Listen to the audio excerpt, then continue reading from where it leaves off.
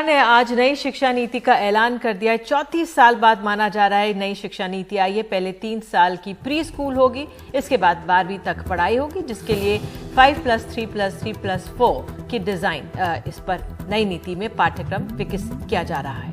5वीं तक की पढ़ाई मातृभाषा या स्थानीय भाषा में होगी। 12वीं तक साइंस, आर्ट्स और कॉमर्स में अंतर नहीं होगा। सुन लेते हैं क्या कहा है मानव संसाधन सचिव अमित खरे ने इस बारे में। आज की व्यवस्था में यदि 4 साल इंजीनियरिंग पढ़ने के बाद या 6 सेमेस्टर पढ़ने के बाद किसी कारणवश मैं आगे नहीं पढ़ सकता हूं, तो मेरे पास कोई उपाय नहीं है, मैं आउट ऑफ द सिस्टम हो जाता हूं। Multiple entry and exit system में ये रहेगा कि 1 साल के बाद सर्टिफिकेट, 2 साल के बाद डिप्लोमा, 3 या 4 साल के बाद डिग्री। हमारे साथ 2 खास मेहमान मौजूद हैं इस पर चर्चा करने के लिए। हमारे साथ योगेंद्र यादव हैं, साथ ही मनु शर्मा कटारिया दिल्ली यूनिवर्सिटी से हमारे साथ जुड़ रही हैं। योगेंद्र जी, सबसे पहले मैं आपसे जानना चाहूंगा, आपकी पहली प्रतिक्रिया क्या है?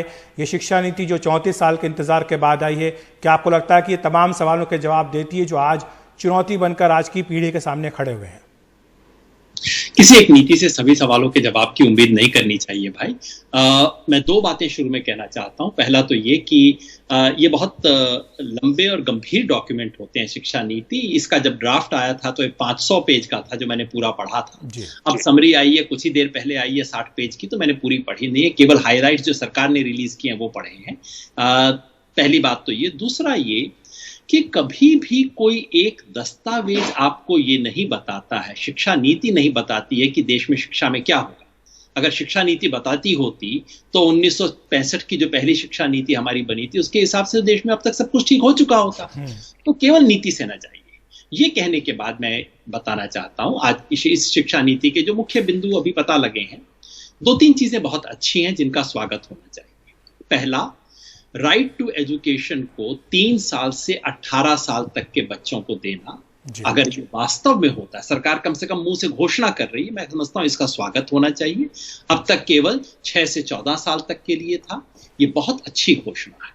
दूसरा, कागज पे सरकार ने नीति ये कहती है कि 6% जीडीपी का खर्च किया जाएगा।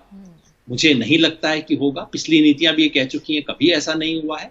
लेकिन अगर हो जाता है तो मैं सैल्यूट करना चाहता हूं। बहुत बड़ी बात होगी इस देश के लिए अगर हम 6% जीडीपी का कर दें। मेरे ख्याल पता नहीं कैसे हो पाएगा, लेकिन आज नीति का दिन है इसलिए मैं कहूंगा बहुत अच्छी बात जी।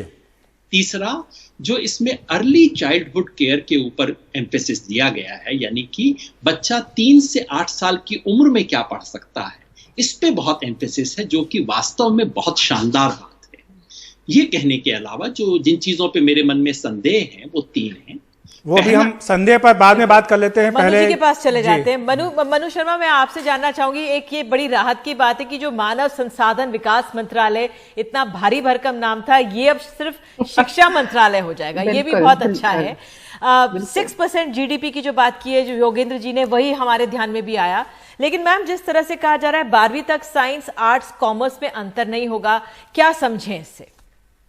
इसका मतलब देखिए ये है कि जो एक स्टूडेंट है उसको स्पेशलाइजेशन देने से पहले बहुत अच्छी तरह से सरकार ये चाहती है कि उसको हर विषय का एक्सपोजर हो, उसकी कैपेसिटीज को लिमिट ना करें। यानी उन जो इसमें विचार निकल करके आता है कि स्टूडेंट फिजिक्स में अच्छा है लेकिन वो साथ में अगर म्यूजिक भी करना चाहता है, या कोई स्टूडेंट अगर बायोलॉजी में अच्छा है लेकिन उसको लगता है कि सोशियोलॉजी और पॉलिटिकल साइंस जैसे जो सोशल साइंसेस के सब्जेक्ट्स हैं इसको भी वो बहुत अच्छे से समझना चाहता है, जानना चाहता है, तो क्यों हम उसको रिस्ट्रेन कर दें, क्यों हम उसको बांध दें एक स्ट्रक्चर में कि नहीं अब आपको केवल साइंस ही पढ़ना है, आपको केवल कॉमर्स ही पढ़ना है। तो इसलिए उसमें उन्होंने बहुत अच्छा, मतलब मैं सबको बल्कि बधाई देना चाहूंगी। और आज हमारे देश के लिए ये बहुत ही अच्छा मौका है, बहुत ही अच्छा ये एजुकेशन पॉलिसी के जो बेसिक्स इन्होंने निकाल करके लाए हैं ये बहुत ही बढ़िया है। इसमें देखिए उनकी ये सोच है कि एक्स्ट्रा करिकुलर, आप कह रहे थे कि कुछ कमियां भी हैं, कुछ शंकाएं भी हैं, कुछ प्रश्न भी हैं। पहला प्रश्न तो भाषा को लेकर के ही उठ रहा है कि जो बात कही गई है कि 5वीं कक्षा तक मातृभाषा में या स्थानीय भाषा में अध्यापन होगा, इसका आप क्या मतलब समझ रहे हैं? कि क्या मतलब है कि क्या अंग्रेजी माध्यम नहीं होगी शिक्षा का? क्या यह भी एक इसका मतलब है, या फिर सभी भाषाएं या जो त्रिभाषा फार्मूला है वो लागू रहेगा? अखिलेश भाई, दिक्कत यह है कि हमारे देश में शिक्षा के सवाल पे इतनी अनपढ़ता रहती है कि बेकार की बहसें चलती रहती हैं इस देश के अंदर। ये बात कि बच्चों को 5वीं कक्षा तक मातृभाषा में शिक्षा दी जाए, ये सन 1950 से इस देश की नीति है, आज तक नहीं बदली है, कभी बदलनी नहीं चाहिए। जिसका स्वाभाविक है मतलब ये है कि अंग्रेजी मीडियम में बच्चों को पढ़ाना, क्योंकि दुनिया का कोई पेडागॉज, दुनिया का कोई शिक्षाविद कभी नहीं कहता है कि माँ की भाषा के अलावा किसी और भाषा में बच्चे को पढ़ाओ। तो ये इंग्लिश मीडियम स्कूल जो है, इंग्लिश मीडियम में बच्चों को पढ़ाना, अंग्रेजी भाषा पढ़ाना अलग बात है। नहीं, माध्यम की बात हो रही है, किस माध्यम से उनको पढ़ाया जाए। ये बिल्कुल अत्याचार है देश का, दुनिया का हर शिक्षाविद मानता है। ये तो हिंदुस्तानी है जो इसी पगलाट के अंदर हम भागे चले जा रहे हैं।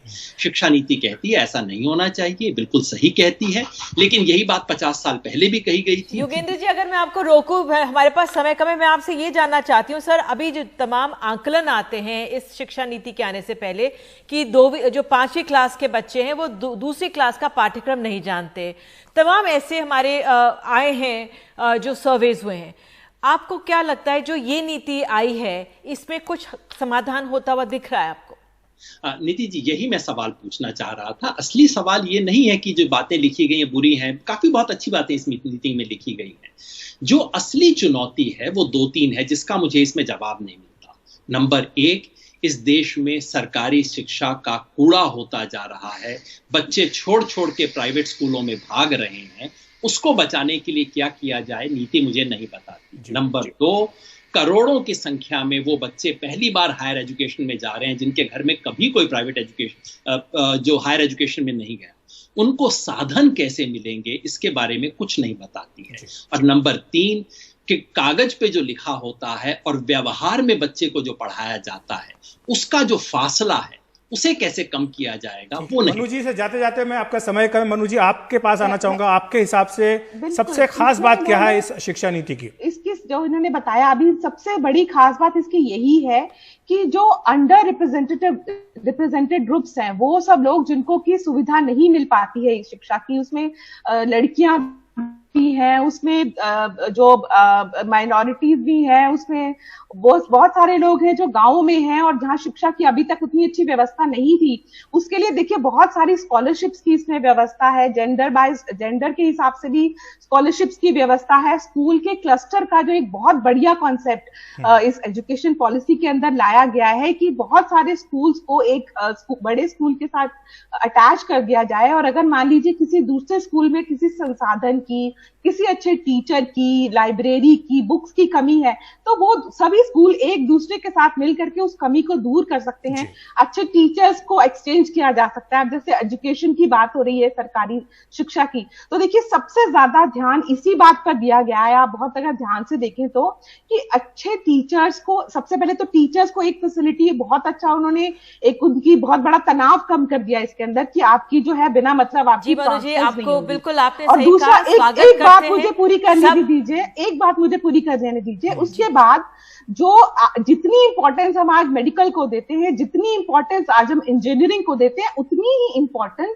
ये एजुकेशन पॉलिसी आज एक टीचर बनने को भी देती है। बिल्कुल, तो जो टीचर्स ट्रेनिंग है उसकी आप लोग खुश हैं, इंपॉर्टेंस है। शिक्षाविद अगर हमारे खुश हैं तो वो आप वाकई में शिक्षा नीति का स्वागत करते हैं। हम धीरे धीरे इसका एहसास पता लगेगा कि लेकिन मजबूत हमारी बुनियाद कितनी होती है हमारे स्कूली छात्रों की, ये देखने लायक रहेगा। वक्त एक ब्रेक का।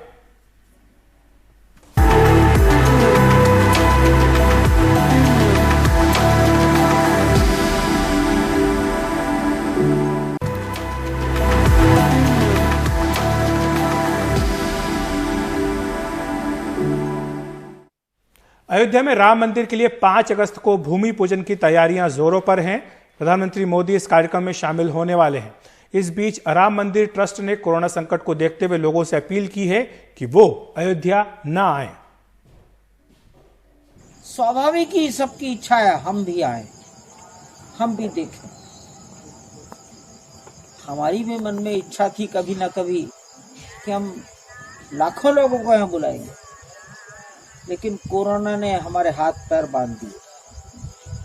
आज स्वस्थ रहना, सुरक्षित रहना किसी भी आयोजन से ज्यादा महत्वपूर्ण बन गया। इसलिए मेरा सबसे हाथ जोड़कर निवेदन है, अयोध्या मत आइए।